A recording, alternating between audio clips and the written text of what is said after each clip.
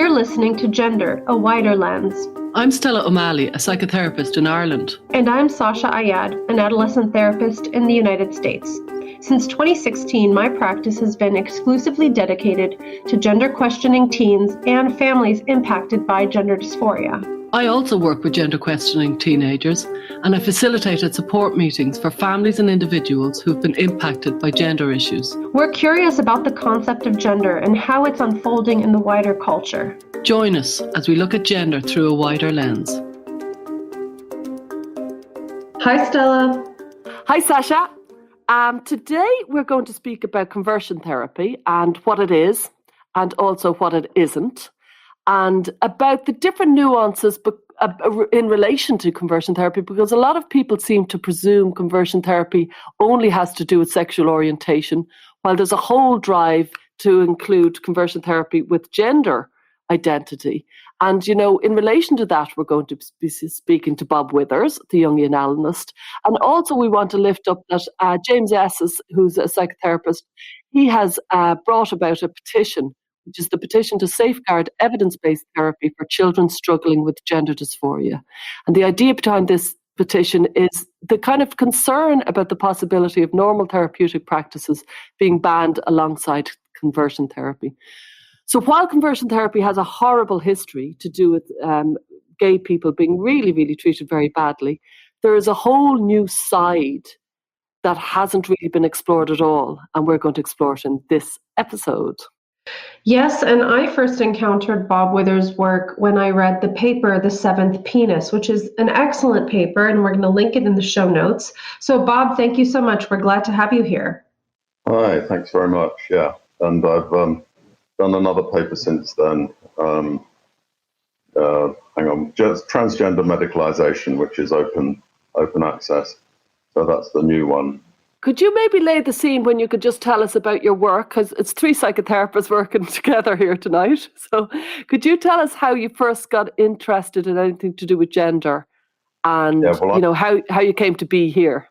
I will do. Okay, that's absolutely fine. Yeah. So I work like a kind of a general psychotherapist or psychoanalyst. And in the course of my ordinary work, I sometimes come across trans people. The first person that I saw was in about 1990, who was a biological man who'd lived for 9 years as a woman and was sent to me by his psychiatrist because he wanted to detransition, to go back to living as a man, because he realized that he'd made a terrible mistake and that he'd hoped that transitioning would resolve a whole series of psychological issues that remained unresolved.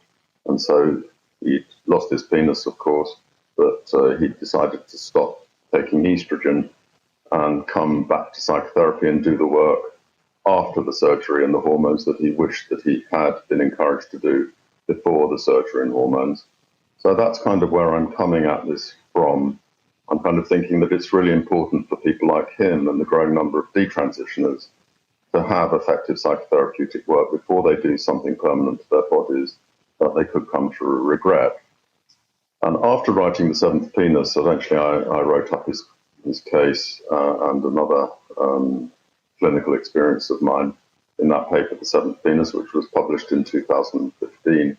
And as a result of that, I was contacted by a stream of parents worried about their children transitioning unnecessarily. And ever since then, a kind of small but significant part of my practice has been with young adults who are either thinking of transitioning or wanting to work psychologically before deciding whether they do transition or not. Typically, I've had sort of 2 or 3 people a week alongside the rest of my practice, but it's remained a research interest of mine because I've always been interested in the relationship between the mind and the body. I've been a senior lecturer before, well, actually at the same time as I was a Jungian analyst, I was a senior lecturer in history and philosophy of medicine, including special interest in the mind-body relationship at the University of Westminster. So I'm kind of coming at this from a number of different angles, clinical, philosophical, historical, and academic. I'm more interested in qualitative research, I think, than quantitative research, but I'm happy to read other people's quantitative research and critique it. and in most cases find it wanting, because a lot of the research in this area, as people familiar with it will be aware, is very, very poorly evident. So hopefully that's enough of an introduction to me. So Bob, I'm noticing that when you met this first patient who was interested in detransitioning, can you just remind us what year was that? It was about 1990, and I saw him for 4 years to about 1994. Okay. That's interesting, because this man obviously transitioned prior to what we are seeing now, which is just a soaring number of people getting easy access to transition services, and also detransitioned before that was a really commonly understood phenomenon. So I think that's a really interesting introduction that you had, really, that probably set you up well to do the work that you're doing now in the current culture. Can you maybe talk a little bit about how the narratives around gender identity and transition and detransition might have been different when you were seeing this patient compared to now? Yeah, I can say something about that from my experience of his experience, which was that he was desperate to talk about what had happened to him. And there was a trans community then, but of course, it wasn't a kind of online community, and it didn't involve young people. So it wasn't like a trend like it's become. But even back in those days, he found that when he tried to talk about his experience, he was treated as somebody who was betraying the trans community, and who was lying about the original trans identity. And he was vilified and persecuted. When he came to write a blog about it, he was attacked and vilified so powerfully that the only way that he could stop being persecuted was to pretend that he'd made up the whole episode and that he was not who he really was. So there was that, what I wanted to call detrans-phobia. I think there are certain streams in, fortunately not all trans people, but they're within the extremely active trans activist lobby, there are people who I would describe as detrans-phobic. And if there's any evidence that anybody is detransitioning, they're basically attacking and vilifying them and reacting in a phobic way to them. And he was certainly an early victim of that. But he asked me to write on his behalf because he said, Bob, you know, nobody's taking any notice of me. Would you please write about me, because people might take notice of you? And I didn't get around to it until a later experience when another trans person came to see me several years later, which was more around the time of the current surge of trans people. And at that point, I decided I could write about him. And I did write about him in the Seventh Venus, which is still available for publication at the moment, but may possibly be withdrawn as a result of certain objections to it from the trans community. What I was thinking more than anything about when I speak with you is your connection and your kind of, you're very interested in the mind-body, and you talk a lot about it. I think you worked with body in another life, is that right, in another career? Yeah, so I saw a lot of people who identified as having physical problems, but actually they were psychosomatic problems. I worked as a complementary therapist, as an acupuncturist, and as a homeopath. And I became quite interested in how these different therapies were working because the physical explanation didn't make sense to me. And then I began to realize actually that a lot of what was happening was psychological. And I very early on had that experience of the power of the mind. And so that's what led me eventually to, well, I wrote some research up called Towards the Psychology of Homeopathy in 1979. And then eventually I trained to be a psychotherapist and then a Jungian analyst. But I've retained that interest in the body, and I've had that since my first degree in philosophy, where I kind of specialized in looking at the mind-body problem. Well, the mind-body problem is one of the ways in which you understand gender dysphoria. And I'm wondering if you would like to elaborate a little bit about how do you conceptualize this interesting, I like to call it a human experience of feeling gender dysphoric. What do you think this is, Bob? Okay, well, at the risk of dredging the history of philosophy, here goes. I'm going to go back to Descartes, and he said, I mean, he's very much vilified himself because he divided us up from being whole into minds and being bodies. but he did it for very good historical reasons, which I won't go into now. But what he was saying basically was that we know the mind through introspection, subjectively, but we know the body in a different way. We know the body through measurement and observation and through the external senses, and we can make mathematical calculations. So epistemologically, that is, in terms of how we know our minds and how we know the body, these are two different ways of knowing. And so whether or not you're a full-blown dualist and think that mind and body are very separate substances, or whether you just think these are different ways of knowing a similar underlying reality, we can say that in the trans identification with a gender identity, because it's subjectively known through introspection, in a Cartesian sense, it would fall on the side of the mind. There's nothing biological there that's identifiable in a trans person. Nobody yet has come up with a reliable way of physically identifying who's trans and who isn't. And my guess is that for a very significant proportion of them, if not all of them, there won't be such a physical marker discovered.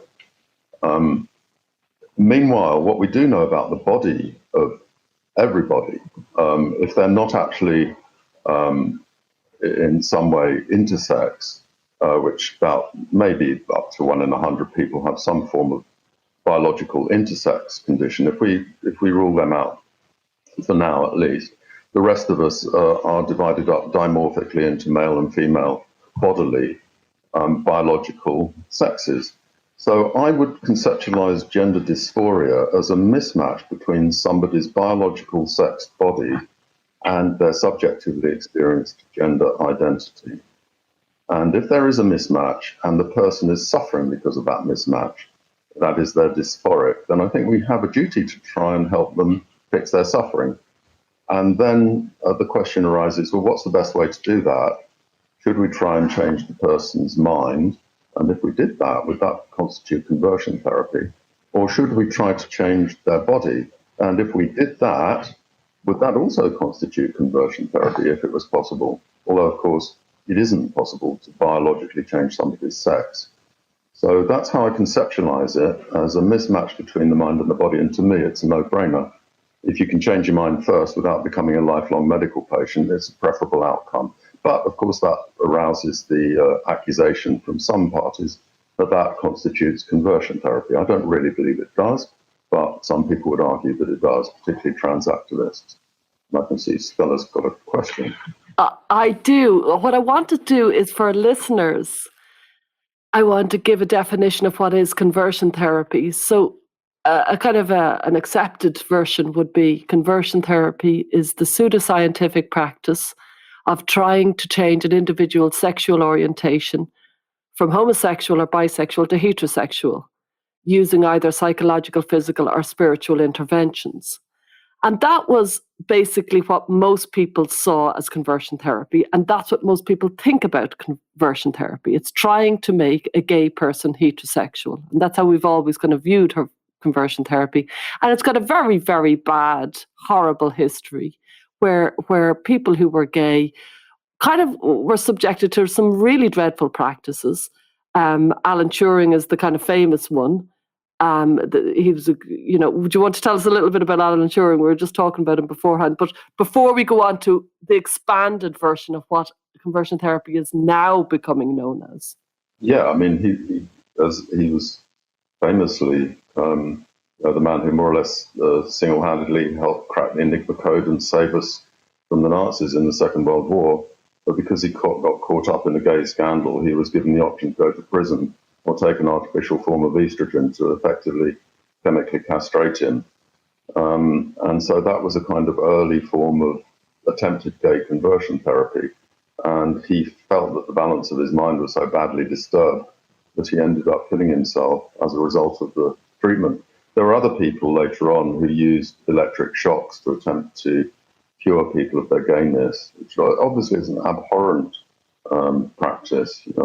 I believe psychologist Hans Eysenck would show gay men pornographic pictures and then give them electric shocks of increasing intensity to try and turn them off, their sexual choice. And I believe all he did was ended up producing a lot of impotent gay men. So and of course then there are these religious practices where people try to cure people of their homosexuality for religious reasons. So that's the history of gay conversion therapy, and no right-minded ethical therapist would practice it or would support it. It's not really an issue. It's not something that anybody does. Do you think the way people talk about it in Ireland, it's as if it's happening? It's like this weird moral panic that there's all sorts of priests out there doing conversion therapy on children and adults. Do you think it's widespread? Because every time I hear people talk about it in this context, I think, is that still happening? Well, I'm certain it's not happening in any reputable therapeutic organisations. However, what I have seen is websites from trans people claiming that therapists have attempted to practice gender conversion therapy on them. That is to try and get them to identify as the opposite gender to the one that. But could I just, because you've jumped ahead, could I just point out that, first of all, we were talking about conversion therapy for sexual orientation. And somewhere along the way, in the last 10 or so years, certainly 20 years, they have kind of moved conversion therapy into not being about sexual orientation, but being about two things. And it's about sexual orientation and gender identity. And that's kind of got moved in. And that's why there was so much talk about the Memorandum of Understanding in 2017 in the UK and in different places. And I think that's why suddenly people think, well, what is going on with conversion therapy? Is there all sorts of conversion therapy going on? And I think there's two separate concepts. One is conversion therapy for gay people, and one is purported conversion therapy for people who have gender dysphoria. And I think they are two galactically different concepts. Absolutely agree. So now we can move on to the gender one. I totally agree with that, yeah. And I think what's happened is that the moral panic, which is justified towards gay conversion therapy, which is not practiced anymore by anybody reputable, is being cynically manipulated by the trans lobby in order to motivate people to sign up for the conversion therapy ban. So, and really what seems to be happening to me is that a lot of trans people who report that conversion therapy may have been practiced upon them, my worry, obviously I don't know about everybody, perhaps some of them have had conversion therapy practiced on them, not by anybody I know and not by any reputable therapist, but my worry is that any attempt to help a trans person reconcile themselves to their body, that is to overcome their body hatred, if that results in them changing their gender identity, then that could be construed as conversion therapy. And the worry is that if it goes wrong, for instance, the therapeutic relationship breaks down between the therapist and the patient, and the patient decides to go off and have surgery and hormones and then complain about the therapist because the therapist was trying to get them to have a more comfortable relationship with their body. Some of those people may well be saying, my therapist attempted to practice conversion therapy on me, isn't that abhorrent? And then they're making use of the outcry, the justifiable outcry against gay conversion therapy to try and shut exploratory therapists like myself and other reputable therapists from doing their work. What we need to do is to try and help people to explore the relationship between their mind and their body in this case, and to see if there are ways of living with discrepancies, to try and help them understand why they might hate their bodies. It may be their body is the site of unwanted sexual feeling and they're finding it hard to integrate that. Maybe their body is storing trauma that they've dissociated from and they feel uncomfortable in their body and they're backing away from working with the trauma. Well, as a responsible therapist, before allowing somebody to, or before encouraging somebody to go and make a physical change to their body, which will not work, incidentally, if it's to try and eradicate alien sexual feelings or trauma, it's surely our duty to try and do proper exploratory therapy with those people to see if there's an alternative to becoming lifelong medical patients. And in the case of young people, sterile lifelong medical patients.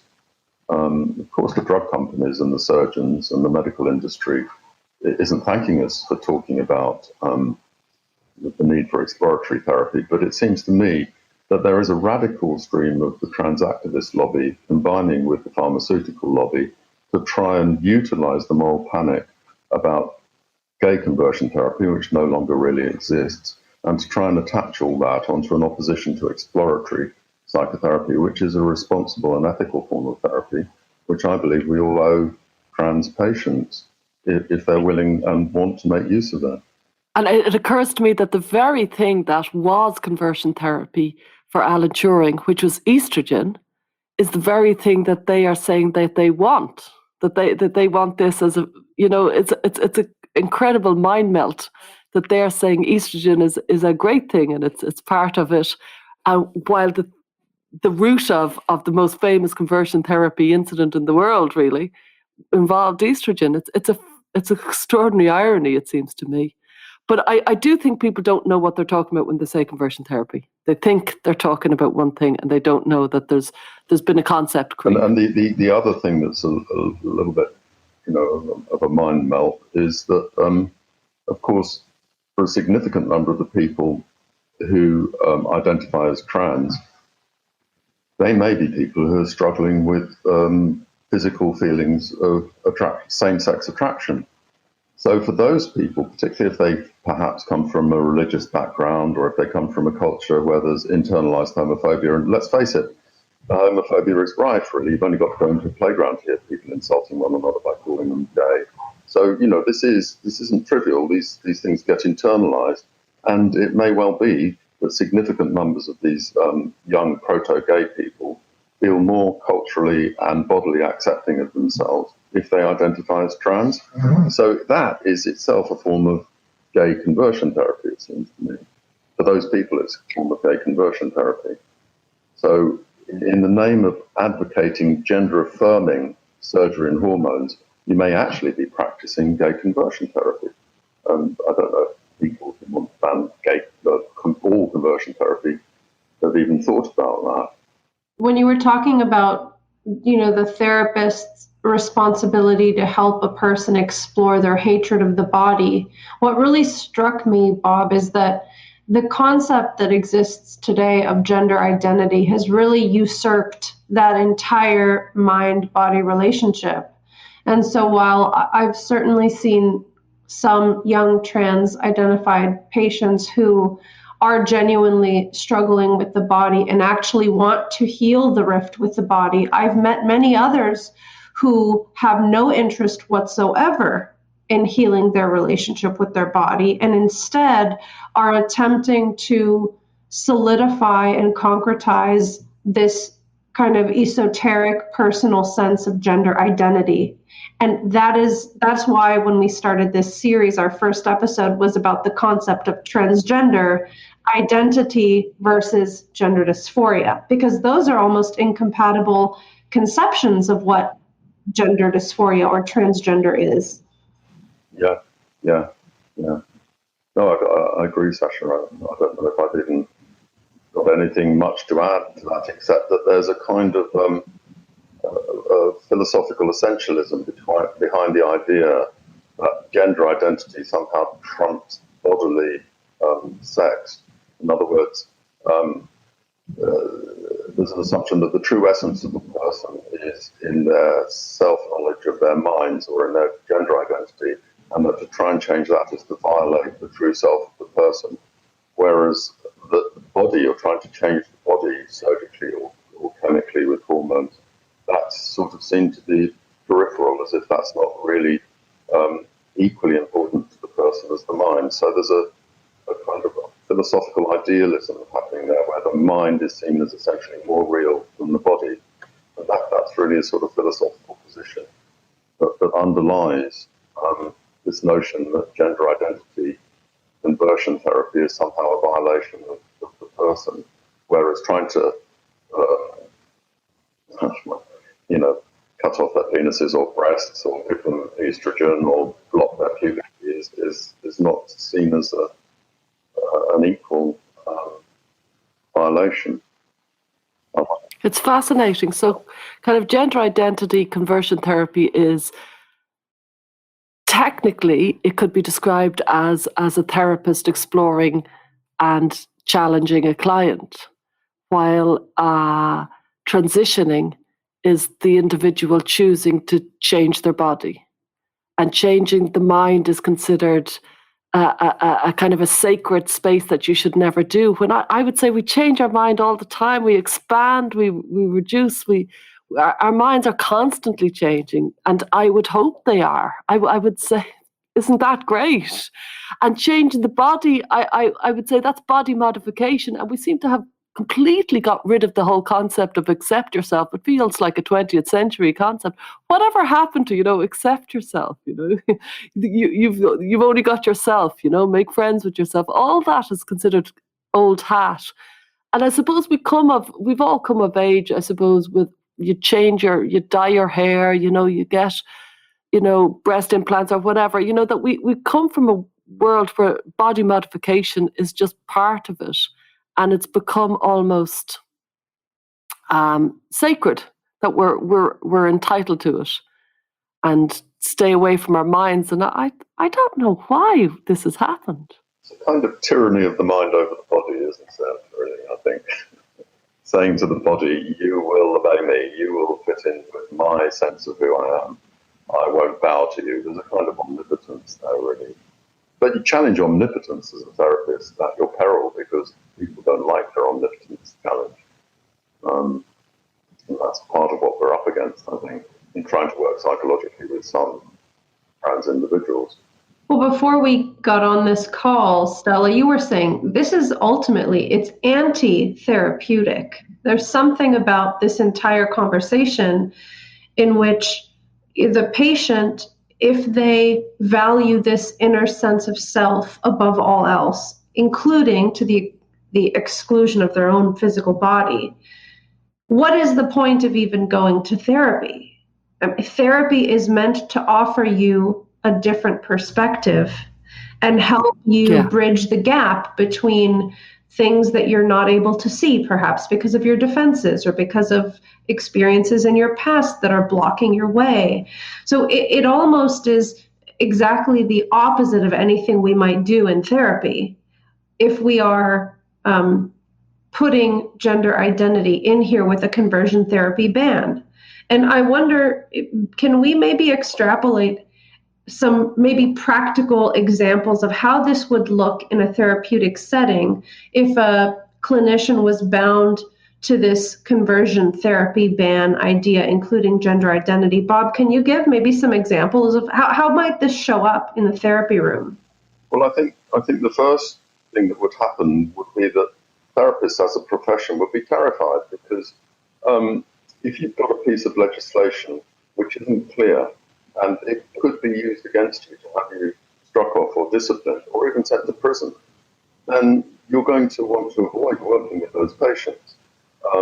And my personal experience is that there are people out there who are quite active in the trans lobby who will use any piece of legislation or any piece of ethical code to try and enforce an agenda of their own, and in order to try and close down anything which they may personally be threatened by, which might be, for instance, as simple as a difficulty giving up their own omnipotence, or difficulty accepting that possibly they've made a mistake themselves. There are people out there who cling on to certainty and then attack other people for expressing the doubts that they can't manage in themselves. My fear is that those people will get hold of the legislation and use it to tyrannize and attack therapists. So I think what would practically happen is that apart from a few brave or foolhardy souls, or people like myself, relatively towards the end of their careers, nobody would touch trans people with a barge pole therapeutically, because they'd be terrified that they could have litigation brought against them. And so what would then happen would be more and more people would have the gender-affirming surgery and hormones, and the mind and the mental problems, the emotional side of things, would be thoroughly avoided. And the danger is then we'd have a whole huge influx of more and more detransitioners. In fact, I think that's what we're seeing already. There's a huge, a flood of detransitioners, particularly in the States, I think, but even in Britain and in Europe, where there's more caution. There are huge numbers, larger and larger numbers of people coming out and speaking out, despite the fact that doing so brings them into huge opposition with the trans community. Many of who, these people are still dependent on the trans community. They still get their sense of identity. There's somebody say an autistic kid who's found it really, really hard to make friends and to be part of the community. Suddenly to be taken on and accepted because you've got a trans identity by a trans community, that's a very, very powerful thing. So if somebody in that position has to give up the only supportive social group that's accepted them because they find that it hasn't really worked, that's a terrible price to pay. And I think we will be pushing more and more autistic spectrum, proto-gay people who've been traumatized and abused into that kind of pathway if we pass this legislation, because I think what will happen is ordinary therapists will be terrified of complaints being brought against them. So that's rather long-winded way of expressing fear. Well, that brings me to Kiera Bell, of course, because she brought the court case and she said that she went as a 16-year-old, she was very troubled, she was very unhappy, and she identified as trans and as a trans man.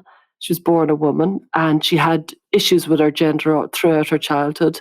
And when she arrived at the Tavistock, according to Kiera, she had 3 one-hour-long appointments and she was put on puberty blockers. And then within a year, she was put on cross-sex hormones. And within a few years, she had a mastectomy. And now she's in her early 20s and she regrets it. And she brought the court case that has been so kind of powerful and moving in the UK. And she brought the court case, the judicial review, that was on in December 2020. The results came and they analysed 3,000 pages of information around gender and around these issues. And they came to the conclusion that it wasn't appropriate to give puberty blockers to kids like her. And as she said, I should have been challenged. I thought it was going to be the answer to all my dreams. They should have challenged me. I was vulnerable. Didn't know what I was thinking because I was 16 and distressed.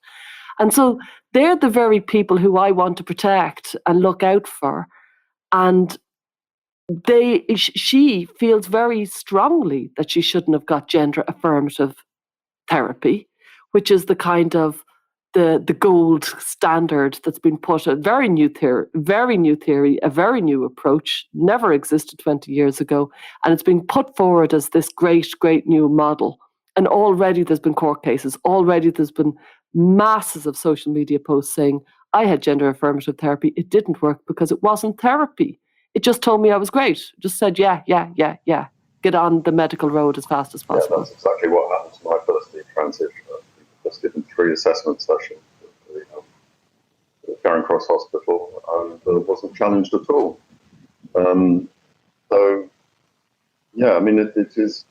It is a scandal, and I think one of the effects of the memorandum, one of the unintended effects would be because ordinary therapists who could work quite well with kids who had body hatred or was slightly on the autistic spectrum or had been traumatized, because they would withdraw from treatment for fear of being prosecuted or complained about, it would mean that the specialist gender clinics would pick up all of the children suffering from gender dysphoria. And then, as has happened at the Tavistock, there would be huge long waiting lists. And then there would be pressure on people to do a quick turnover and make a quick judgment. Is this person suitable for biological treatment, surgery and hormones or not? And the chances of anybody having any proper explorative therapy would be, further diminished. So it really would be anti-therapeutic, it seems to me, if the ban on conversion therapy was extended into gender identity conversion therapy. I think that there's this kind of domino effect that legislators are probably completely unaware about, because there's a great deal of time that passes between the enactment of a legislation and the unintended consequences of that legislation. And somebody like Kiera Bell is a great example of how on the surface, we say, affirm a child for who they think their identity is. That sounds really great if you don't take a deeper investigation of it. But then look what happens. Several years later, you realize that that wasn't really a sound decision. And I think the same kind of thing is happening with these conversion therapy bans. It sounds like a great idea to say therapists should not attempt to change someone's identity. But the unintended consequence is that therapists feel their hands are tied. And then, like you said, Bob, the only people willing to see these patients are the affirmative clinicians who rush them down a medical pathway. And so it's really important, I think, to have this conversation so that people are more aware of what the intended consequences are of lumping gender identity in with sexual orientation for these conversion therapy bans. And for anybody who's wondering, like when we speak about the memorandum of understanding, the issue many of us have with the memorandum of understanding, which is the kind of the white paper really for counselling around gender and sexual orientation, is they've conflated gender identity with sexual orientation as if they're the same thing, and they're so different. And if you conflate two concepts that are the same, and just kind of as if they're the same, and you just roll with a document that presumes they're similar, your whole concept is flawed. And that is arguably the flaw in the memorandum of understanding, that they've conflated two concepts. Gender identity is something that has never really been found. It's based on a theory that we have a gender within us that has nothing to do with our sexed body and has everything to do with some sort of soul that's within us. And some people say they have a gender identity, some people say they don't. Some people say they have gender roles imposed upon them, and that's what's called a gender identity. It's a highly contested concept. While sexual orientation is what develops within us and who we fancy and who we want to go to bed with and what turns us on. It's just so different. You don't need medication for your sexual orientation. There's no equivalence of detransitioning for sexual orientation. And it seems incredibly wrong-headed that it was conflated in the first place. And I think what we need is a kind of a memorandum of understanding for sexual orientation and a memorandum of understanding for gender identity. So it's quite clear there's two concepts and two different scenarios going on. Yeah, otherwise it's just a memorandum of misunderstanding, isn't it, really? I think one of the problems, though, to go back to the idea of conversion therapy for sexual orientation, is that there are individuals who claim to be ex-gay, right? And they will credit what's considered reparative, I'm using air quotes, reparative therapy, for helping them, quote, overcome their same-sex attraction. So on the surface, it looks as though there is some sort of parallel. And somebody who is using this argument might say, well, detransitioners are the same thing as ex-gay individuals who think that... Is there? Of course, yes. I mean, it's not a huge population, but here in the US, I know that there are some religious counselors who claim to do this type of reparative therapy and help someone, overcome, quote unquote, their sexual attractions. So I think there's a parallel, and I think that's why trans activists have been able to kind of twist that story in order to push for this conversion therapy ban. And on the surface, it looks a bit similar, though I think it's profoundly different just for the fact that there is no medical intervention if you are same-sex attracted or if you're gay, lesbian, or bisexual. And I think another complicating factor is that even though gender identity and sexual orientation are different, it's well known that individuals who are gay, lesbian, and bisexual have kind of, I guess, for lack of a better word, alternative experiences at times with gender and with femininity and masculinity. And so that has been reframed as gender identity, and we've kind of muddled all of these concepts that are relevant for people's sexual orientation too. So it's even trickier than just saying these are distinct categories. Yeah, following on from that a bit, I suppose there's also the issue of the people whose gender identity changes. They desist.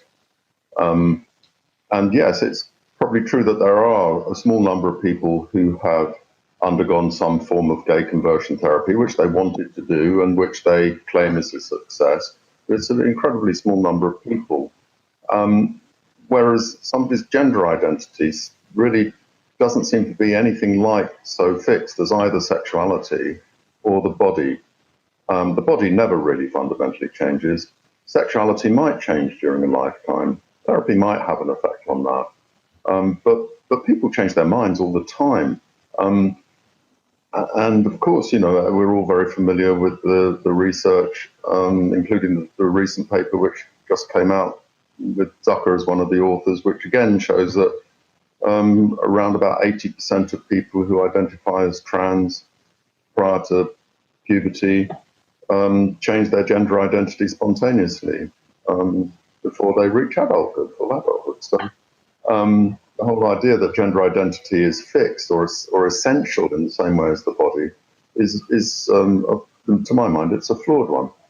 And has been kind of continuously kind of challenged by people who are trans themselves.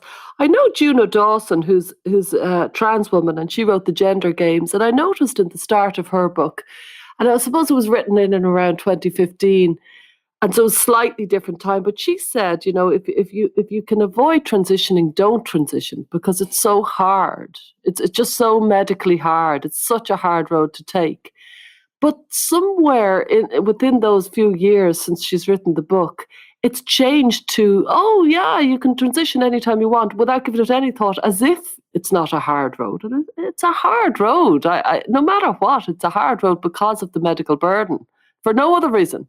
But the medical burden really means you're going to be in hospitals a lot, you're going to have a lot of operations, you're going to have a lot of medication, there's going to be issues with your medication, there's going to be an awful lot of kind of tedious hospital appointments that if you could avoid, wouldn't it be great, I would have thought. Well, and a lot of people go into it not really realising that. I mean, there's that research that Az Hakeem talked about, where he worked for 11 years at the Tavistock Clinic running a group of people with gender dysphoria.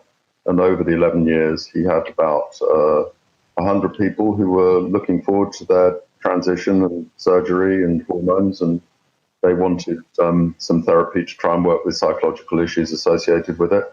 And he had another group of people who'd already had their surgery and hormones, and they still had gender dysphoria. And when he put the two groups together, he found that of the 100 looking forward to their surgery and hormones, only 2 of them actually persisted with their wish to have the surgery and hormones once they realized from the detransitioners what the experience of the medical treatment really was, the kind of complication that you're talking about there, Stella. Once they realized from the transitioners? Once they realized that the detransitioners still had gender dysphoria despite transitioning, and once they realized what actually was involved in transitioning, because the detransitioners who'd been through the transition were able to tell them, well, it's not a picnic. You have to dilate your pseudo-vagina several times a day. You have to keep disinfecting yourself because otherwise you'll get infections. Lots of them have various medical complications, various wounds attempt to close up and you have urinary bladder tract infections. Sometimes the neo-vagina breaks down and you have to have an artificial vagina made from a piece of your rectum. And once they were exposed to the reality of what it was to medically transition, 98 out of the 100 people who were looking forward to that transition decided not to do it. And that's just knowledge, but nobody really puts that knowledge out there to the people who are going forward for the surgery and hormones. It's more like, a cheerleading group of people saying, join our wonderful community, become your true self, and all you need to do is take the surgery and hormones, but the effects are, they're serious. I have a philosophical question.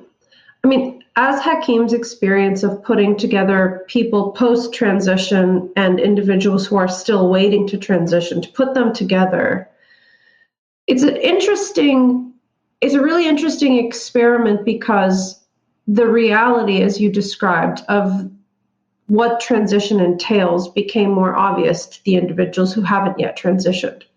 Why do you think we are at a place right now where discussing the reality of something, the physical embodied reality of something, has become taboo. I mean, as politics interjects itself in this trans issue, I just wonder, as a Jungian analyst, do you have any theories on why we are really struggling as a counseling profession, a therapy profession, to deal with the material reality of these things?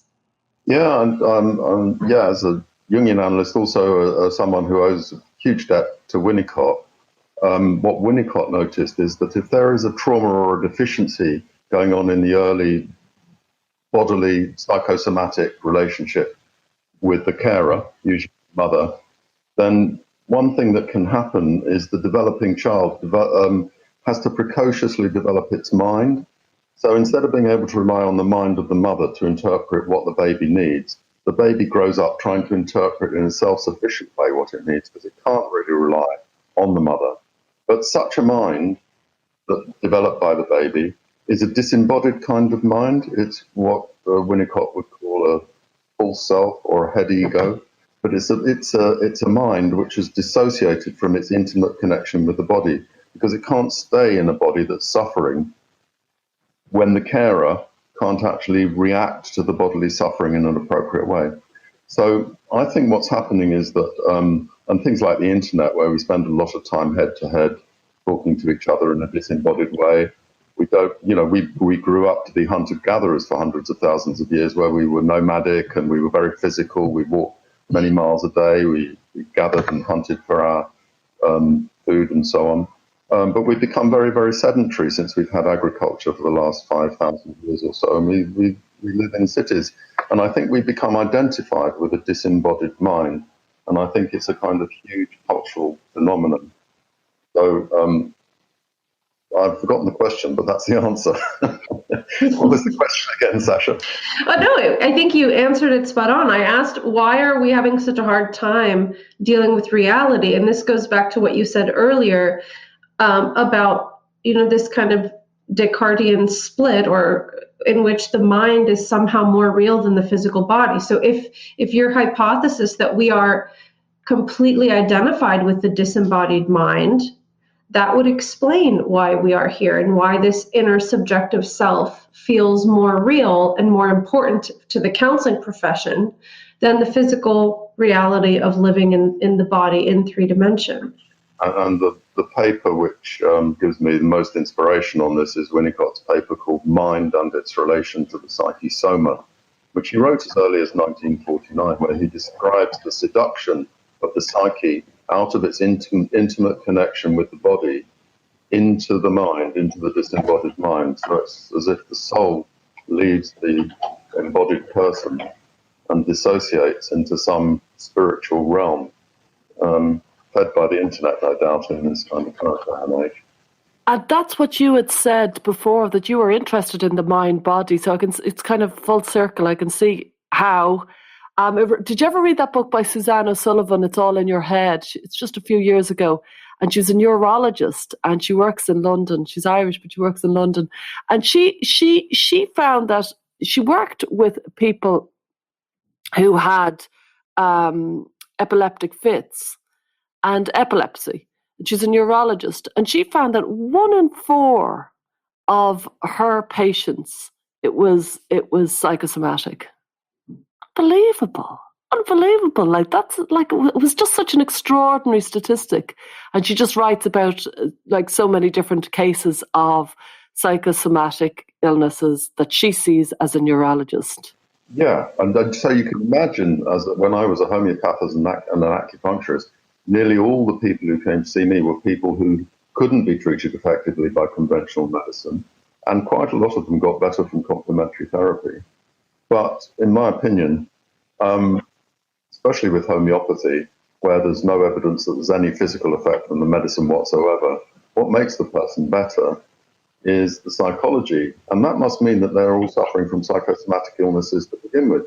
So I think it's huge, because the other thing that Winnicott says is that when we disembody, when our mind separates from our body through a kind of a dissociation, which may be in response to trauma or deprivation, there's a kind of call from the body to try and bring the mind back into its original connection. But that is associated with the pain of the trauma which caused the original dissociation. And so a psychosomatic symptom may be both painful and also a call for the mind to reconnect with the body that it's dissociated from. So psychosomatic illness is very much part of this kind of disembodied identification with the disembodied mind. And in order to get back into touch with the body, what he says in the second paper, published rather later, psychosomatic illness in its positive and negative aspect, he says that it's both a call to get back in touch. The symptom is a call to get back in touch, for the mind to get back in touch with the body, but also in doing so, the therapist has to support the patient through a terrifying revisiting of the trauma that could not be managed at the time because the baby was too immature to cope with it. So it needs to be understood by the analyst and re-experienced in the analytic relationship for the psyche to get back into its original connection to the soma. I think Winnicott's got such a lot to say about all of it. And that certainly is the true self, not the disembodied mind. That's the soul which is dissociated from the body. Winnicott's notion of the true self is when the disembodied psyche, the mind, gets back into an intimate connection with the soma. So he talks about psychosomatic integrity, or what he calls indwelling, which is when the soul dwells in the body. That's when you have a sense of true self. False self is when you have the dissociation. So it's such an abuse of the term true self, which is a Winnicottian technical term, to talk about a person becoming their true selves by slicing out their body in order to fit in with the mind. That's the opposite of reintegration of a dissociated mind with the body. That's a tyranny of a dissociated mind over the body. Well said. When we were talking about, kind of holistic practitioners and the lack of evidence, but the perhaps placebo effect, I was reminded of a really interesting video that I saw on a YouTube channel that does science videos for children and teens called Vsauce. And they were interviewing these psychologists or researchers in Canada who created an entire fake MRI machine that was supposed to teach the brain how to heal itself. And so they got some participants who were children. So one was a girl with some kind of trichotillomania or some type of picking disorder. One boy was pretty severely ADHD, really had a lot of behavior trouble at school, and another kid with some other kind of condition. And they talked about, I think, what they referred to as neuropsychological faith or something, just that we have this belief in the power of medicine or the power of neurology to cure and heal. And of course, they put these kids in this fake MRI machine with, they had sounds coming out of it, but the thing wasn't even plugged into the wall. And lo and behold, the kids absolutely were convinced that they could feel their brains healing, and they followed up with them for weeks after the treatment, in air quotes, and they were all doing much, much better. And so it's kind of this incredible faith that we put in the medical process too. And Bob, when you were talking about what an abuse of Winnicottian terminology it is to cut the body up to be your real self, it also made me think of how willing we are to turn our well-being over to medical professionals who claim to have this kind of magic solution that if you only cut this body part off or if you only take this hormone, your problems will go away. And it's a bit terrifying when you think about what can happen when that goes wrong. Of course, medical advances have saved so many of us from illnesses that otherwise we wouldn't know how to treat. But when it comes to psychosomatic experiences, it is a tricky place to be. It reminds me of that story. I don't know how many of you have seen Patrick. He's a detransitioner, and he let out a series of YouTube videos that were just electric. He's from Germany, but I think he's from another country. But anyway, he's very good English. And he put them out. They were really, really powerful. He got a lot of attention, and then he took them down because he it was in too much attention. But they were really powerful. But he said, I met him actually. I was in Berlin, and I met him. Very powerful man, amazing man, really. But he went to his psychologist, thinking that the psychologist, just like you said, Sasha, thinking that the psychologist would see whether he was trans or not. And within the first hour, within 45 minutes, the psychologist said to him, yeah, I can see that you're trans. I will write you the letter that you need to go ahead and transition and, have hormone procedures. And Patrick was like, wow, I must be, unequivocally trans because he saw it so quickly. And a few months later, he was at a conference where his psychologist was speaking. And the psychologist said in public at the conference, "Oh, I affirm absolutely everybody who comes into my clinic." And Patrick was like, "Oh, I thought I had this special transgender essence that he saw." And he was so angry, and he was so justifiably angry. He went for therapy, and he thought there was this sort of concept out there that could be seen or by experts. And the experts, like autism almost, you are branded transgender, and so you should therefore transition.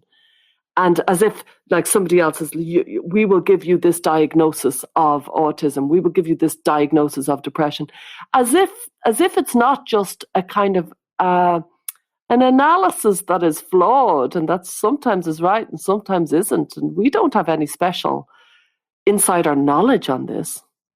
It feels like looking behind the curtain in The Wizard of Oz. You all of a sudden see, I thought this entire system was well researched and there was a method to this madness, but you realize in that moment, Patrick probably saw, oh my God, I was just one of hundreds of patients that got the exact same assessment, the exact same result. Yeah. Sobering. Frightening. I do want to remind everybody if you are especially in the UK, that there's a great petition being run by James Esses, and it'll be in our links, and it is about the Memorandum of Understanding and the kind of concept that James and other therapists like myself and Bob have, who are in the UK and Ireland, is that, Memorandum of Understanding, great to have it. And certainly I like to kind of make sure that there's no conversion therapy happening for gay people, but that it needs to be a comprehensive document that understands the depths and the nuances that we have lifted and elevated in this hour's discussion, that it's not a simple issue of simplistic. It's not a simplistic issue. It's a complicated, complex issue that deserves a complicated and comprehensive document in a way. Yeah, thanks very much for asking me to discuss it. It's been great. Thank you, Bob. If our audience would like to read anything you've written or learn more about your work, is there anywhere they can go to find out more? Yeah, if they would like to go online, the paper I mentioned earlier, which is called Transgender Medicalization and the Attempt to Evade Psychological Distress, that's available open access. Just got to Google it. At the moment, you can still get hold of my paper, The Seventh Penis, but as I said, it may be banned in the near future, so probably have to get it fairly quickly. And apart from that, I've contributed to the 2 volumes of the Heather Brodskull Evans and Michelle Moore books about transgender children, the latest one of which is Inventing Transgender Children. The other one was Born in Your Own Body, the previous one. So I'm out there in all of those places. And there are some slightly more complex ideas in the paper about medicalization, which I didn't go into today because they're not particularly related to conversion therapy, Bill. But again, I'm using Winnicott's ideas in there. He talked about lobotomy and also electric shock treatment as being unscientific treatments in his day and age, which he felt acted in various psychological ways, like the placebo effect you were talking about, Sasha.